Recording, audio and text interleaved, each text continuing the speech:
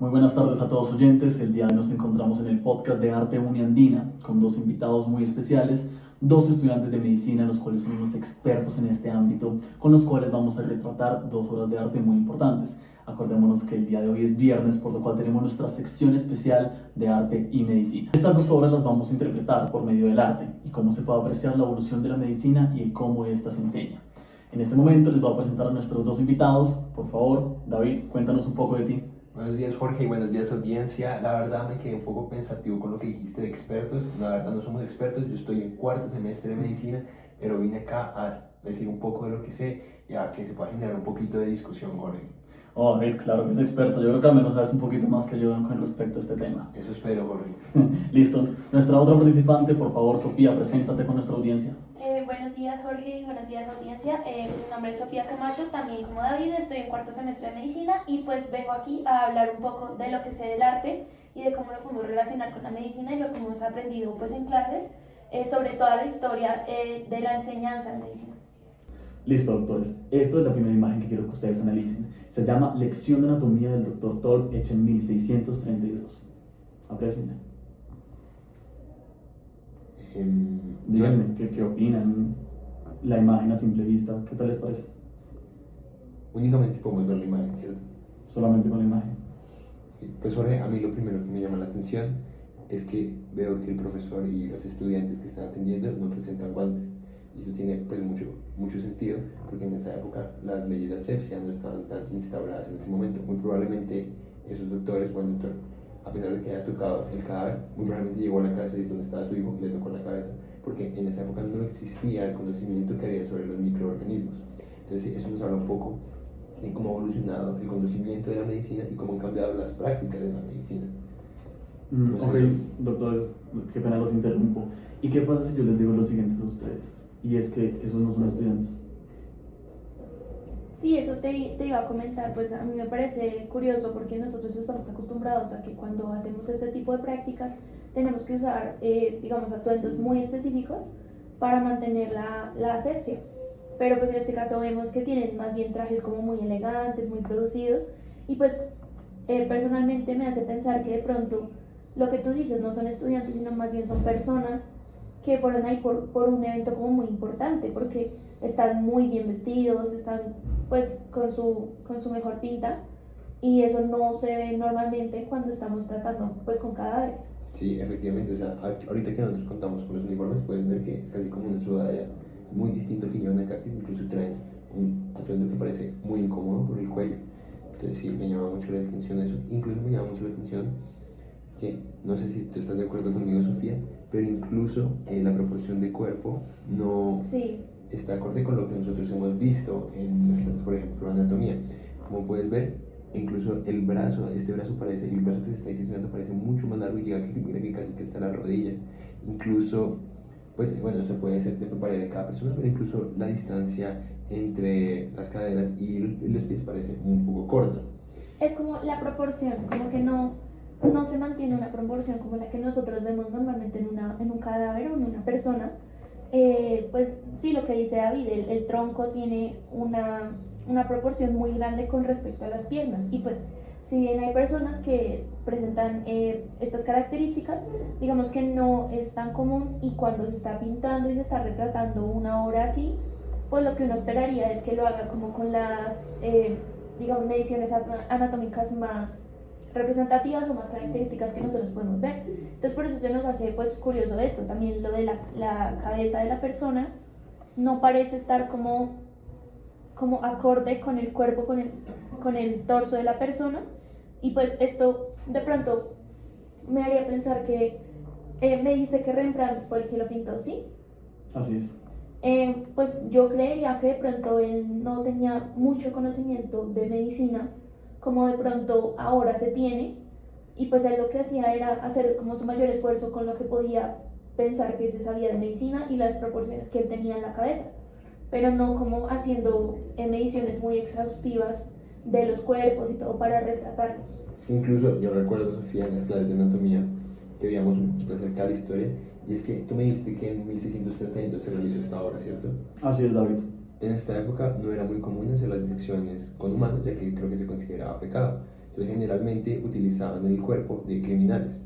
Entonces esto hacía que las disecciones al parecer fueran muy exclusivas y por ende no se tuviera un conocimiento tan universal.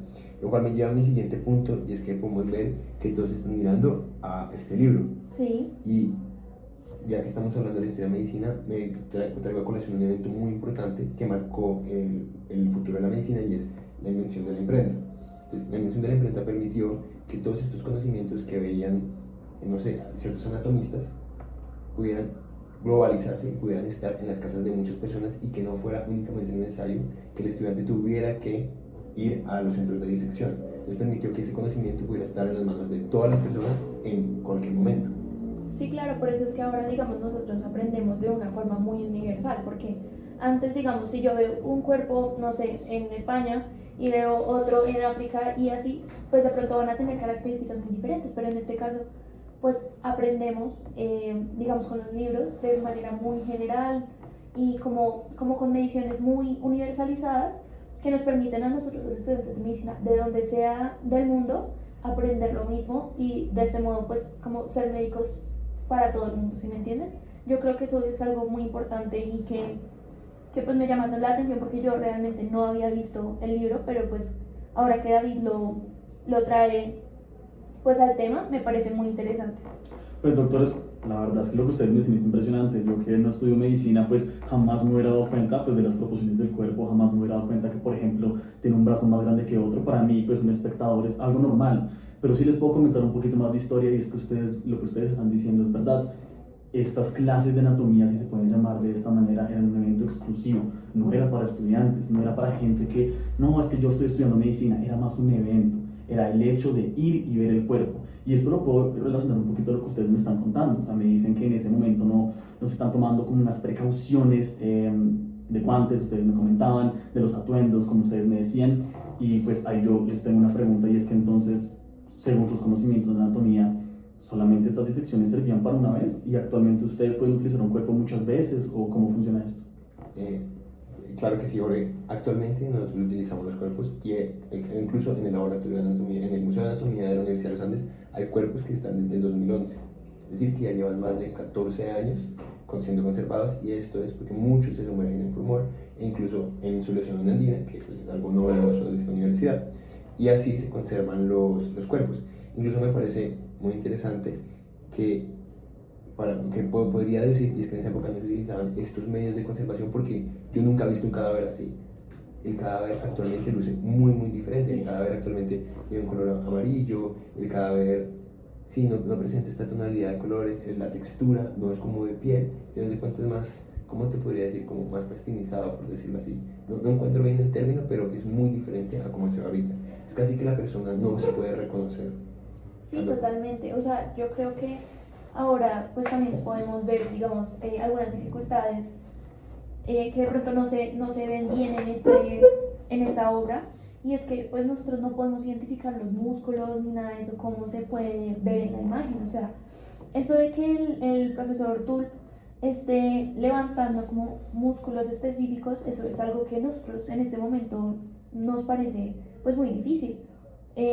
Pues teniendo en cuenta que la conservación del cuerpo, que lleva mucho tiempo, todo eso hace mucho más difícil, y nosotros tenemos que, digamos, intentar adivinar, entre comillas, qué de lo que vemos en el libro es lo que está en el cuerpo, y eso pues es algo muy difícil y que representa muchos retos para los estudiantes de medicina, no solamente ahorita, sino yo creo que desde siempre.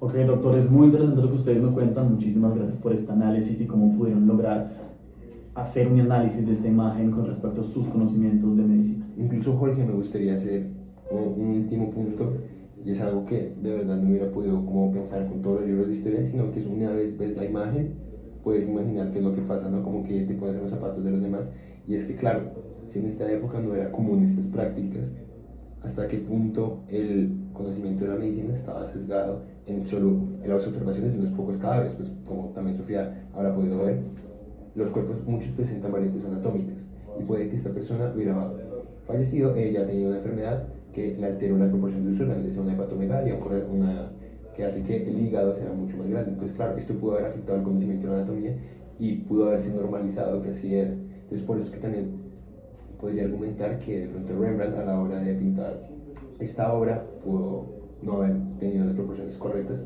creería que puede ser por eso. Perfecto, doctores. Muchísimas gracias por ese conocimiento. Listo, doctores. Esta es la segunda imagen que quiero que analicemos juntos. Es la Cichona cordifolia, que es una planta perteneciente al archivo del Real Jardín Botánico. Esta fue realizada por José Celestino Mutis en la Gran Expedición Real Botánica del Nuevo Reino de Granada. Cuéntenme, doctores, ¿han visto esta imagen antes? ¿Reconocen esta planta? La verdad, no. O sea, pues yo, pues de plantas nosotros no sabemos mucho, pero y pues por el nombre, digamos, científico tampoco lo podemos conocer. No sé si de pronto tú tengas el nombre como más común. Lo único que te podemos decir es que si la pintaron es por algo. Debe tener Sí. algo importante. Bueno, es una buena observación, la verdad, doctor. Tal vez no la conozcan por el nombre científico, pero ¿qué tal si les digo que esta planta se llama la quina? ¿La han Sí, escuchado? claro, sí. Claro, Jorge. De hecho, la quina fue una planta muy importante ya que se utilizaba para prevenir la malaria. Básicamente, no es que la planta prevenía la malaria, sino que con los conocimientos que tenemos ahora, es que había un compuesto que se encontraba dentro de la planta que era la que se utilizaba para prevenir la malaria, pero eso en las personas no lo sabían. Y eso es ahora lo que nosotros hacemos como médicos, así es como funciona la farmacología hoy en día. Básicamente, tenemos esta planta, aislamos ese compuesto que se llama el principio activo y ahora lo metemos en tabletas y eso es como muchos fármacos funcionan hoy en día.